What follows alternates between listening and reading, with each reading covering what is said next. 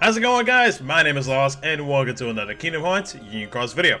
So guys, as we predicted a couple days ago after a tweet was released saying that the Incredibles 2 movie was going to come out in Japan, we all predicted medals and we was right. So like 30 minutes before our day reset, which was a very odd timing, we got the medals themselves, we also got a high score challenge, and we also got boosters. So let's go ahead and talk about it, guys. As always, thank you so much to Roboloid on Twitter for allowing me to use his translations. Thank you so much, buddy, for letting me do so that I can make these awesome videos. So yeah, thank you so much, man, as always. So first things first is the high score challenge. So for 2 weeks, guys, we are fighting for the Bob and Jack medal, which is the upright magic version of the upright speed so and Simba medal that we just not even a week ago, or a little over a week ago, had just gotten. So with this medal right here, excuse me, sorry about that.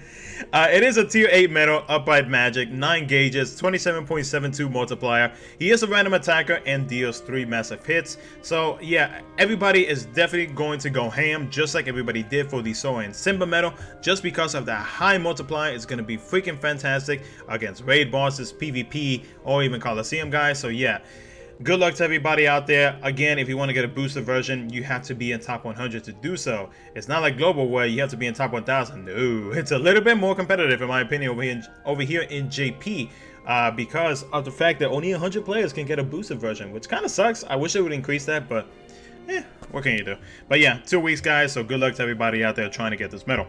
So next thing is the booster. So we got the adorable Jack booster. So if you clear 10 event quests, guys, you do get this booster medal, which of course increases the Incredibles medals pretty easy. This event does last for 2 weeks as well, guys, so definitely make sure that you do get these this booster for your new Incredible medals.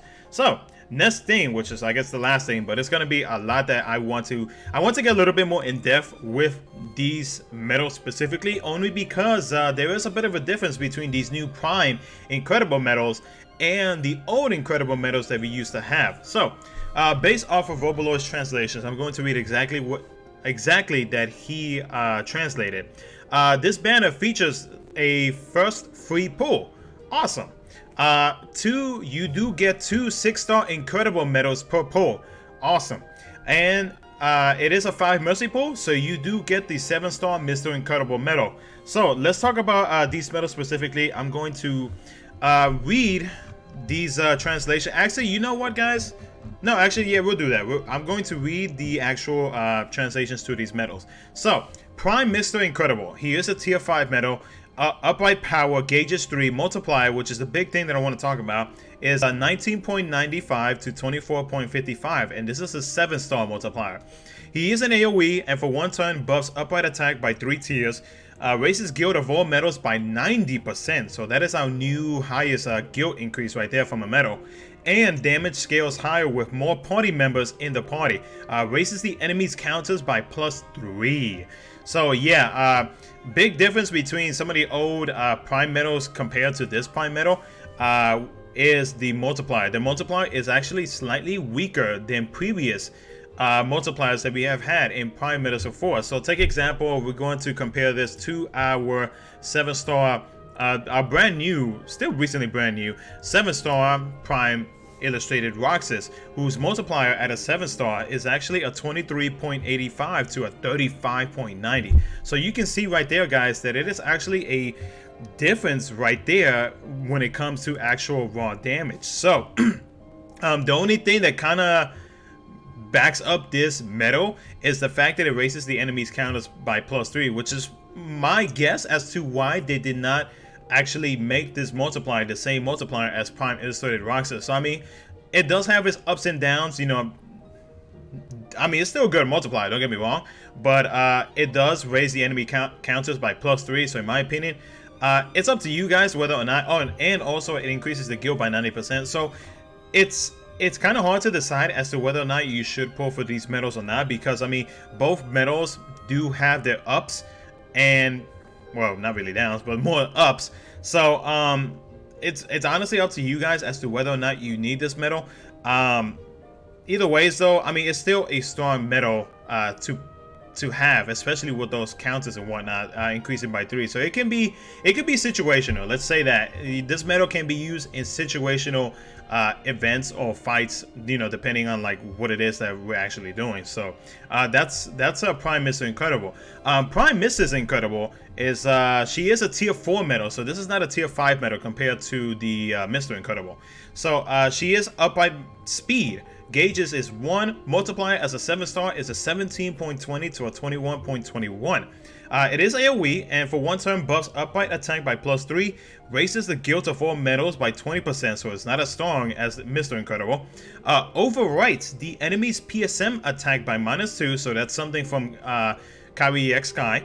Overwrites the enemy's general attack by -7, which is not bad actually. Damage scales higher with more party members in the party, and raises the enemy's counter by +1. So you can kind of see the trend that they're doing here, where if per se one medal doesn't have this thing, the other medal is going to have it. So with this medal right here, with Prime Mrs. Incredible, the big thing that I like about this medal is that she is a supporting type medal. Yeah, she's going to do some damage, but she is a strong support medal in my opinion, only because of the fact that the PSM attack -2, but the big one, which is general attack to -7, not bad guys, because this medal can easily be used, especially for a free-to-play player, can easily be used in PvP if used correctly. So hopefully this same banner does come to global, because I know it's going to help a lot of free-to-play players, especially if you do pull at least one copy of this medal. Because if you have that throwaway Keyblade where you're trying to like debuff and buff your defenses and whatnot, this can actually turn out pretty good for you. This can give you a very good edge if used correctly, again, in a PvP fight. So this medal is actually not too bad. Next one is Prime Violet, which I think is like the big star, or the second best medal out of this banner in general. So Prime Violet, she is a tier 4 medal, upright magic, gauges 1, multiplier 17.20 to 21.21 as a 7-star. AoE, and for 4 turns guys, she buffs the upright attack by 3 tiers, buffs general defense by 3 tiers, buffs PSN defense by 4 tiers, raises the guild of all medals by 20, damage scales with more party members in your party, and raises the enemy's counters by +1. This Prime Violet is a very strong supportive type medal in my opinion, and again, free-to-play players, this is something in my opinion that I would recommend getting at least 1 copy, because this is a very good supportive type medal. The fact that for 4 turns she does all of that, very strong guys. In my opinion, this is a medal, this specific medal right here is very much well worth getting for, only because strong supportive type medal, and again, it can be used for turtling, it can be used for PvP, and for many other situational type events, depending on, well, what kind of events we actually go for. So in my opinion, she would be my 3rd one, very close to 2nd though. So after that, Prime Dash. So Prime Dash, he is a tier 4 upright speed medal, 1 gauge, multiplies the same thing on, I'm not going to repeat all that again. For AoE, he buffs for 3 attacks, excuse me. So yeah, he would be the least medal that I would go for just because of that. But I mean, he could potentially be strong depending on how you use it. So for 3 attacks guys, he buffs upright attack by 7 tiers, buffs general attack by 7 tiers, buffs PSM attack by 7 tiers, debuffs the enemy's upright defense by 4 tiers, debuffs the enemy's general defense, debuffs the enemy's general defense by 7 tiers, debuffs the enemy's PSM defense by 7 tiers, raises the guild of all medals by 20, damage scales with party members, and raises the enemy's counters by 2. So automatically when people see like, oh, it doesn't last for 1 turn, they think that it's a trash medal. Just think about it guys, depending on where you place this medal, especially if you were to place it say on the 5th slot of your medal, like let's take Fairy Stars for example.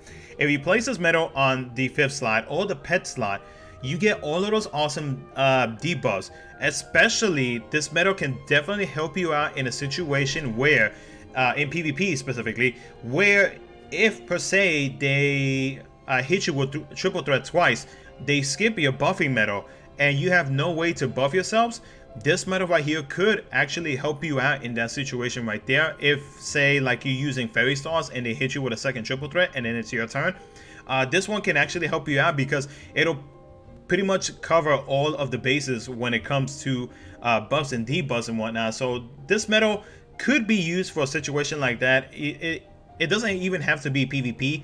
It can be used in just like your Keyblade in general, but it has to be close to the last slot. It can be pet slot or fifth slot, so that way you can take advantage of these buffs and debuffs that it's doing. But either ways though, I mean, if you're not using it in PvP, you can still use this metal as a damaging type metal. But the only reason why I say that it's the least, or yeah, the least strongest metal out of all four of these metals, it's just because of those 3 attacks. I'm not gonna lie, if it was for one turn, then yeah, this would actually be like my top one right here. That should be like incredible. But see what I did there?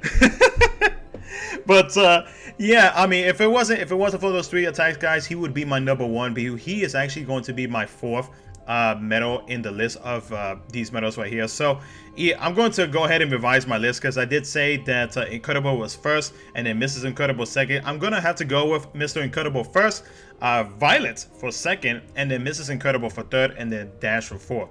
So and again, guys, these multipliers are actually slightly weaker than the previous prime metals that we had before. So whether or not to pull for these metals, I would say for anybody in general, Violet would be my strongest choice. If you're debating as to whether or not you are not pulling on this better, I would say go for Violet, and then afterwards go for Mr. Incredible. So those would be like my top 2 picks right there, would be Mr. Incredible and Violet. At least try to get 1 copy of the metal. But hey, again, guys, you know, it's your jewels. You do whatever it is that you want with them. These prime metals, again, I mean, even though it does have a slightly weaker multiplier than the previous prime metals that we've gotten before, I feel like they still have some use in very situational type events or purposes, you know. So I mean, it's up to you guys whether or not you should or not. I'm not gonna repeat myself after that. So yeah, either ways though, I mean, these metals they're not too shabby, don't get me wrong. They're pretty good. But either ways though, I'm gonna end it off right there before I keep repeating myself. But yeah, as always, guys, if you enjoyed this video and you would like to see some more future KHUx videos, make sure to smash that like button and subscribe. And yeah, that's about it. I am like slurring my words like crazy. I apologize. But yeah, take care, guys. Hopefully I can see you guys in the live stream later today, and I will see y'all next time.